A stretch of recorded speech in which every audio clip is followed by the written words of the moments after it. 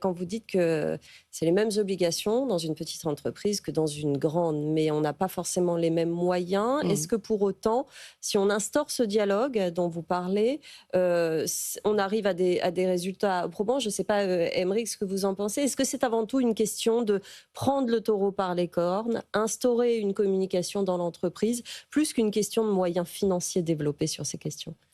Je pense que c'est à la base plus une question de philosophie ou de management que de moyens financiers. Mmh. Moi, j'ai un exemple très concret, c'est celui de mon entreprise. Donc, dans le siège de mon entreprise, j'ai une trentaine de salariés. Et en fait, je me suis aperçu que j'avais 2 sites. J'en ai un où tout va bien, à peu près. Enfin, bien sûr qu'il y a des difficultés, mais globalement, les gens vont plutôt bien. Et j'en ai un où je rencontre beaucoup plus de difficultés.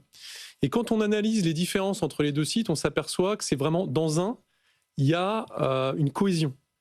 Il y a comme une espèce d'esprit de famille. Il s'est installé quelque chose. Il s'est installé une alchimie entre les gens, il y a de l'entraide. Ça ne veut pas dire qu'on parle forcément de ses petits soucis, etc. Mais il y a il y a une forte cohésion d'équipe. Et puis dans l'autre, c'est des gens ils sont différents, les gens, donc ils ont moins de facilité à créer des relations. Et dans ce service-là, effectivement, les gens sont plus isolés, donc plus fragiles.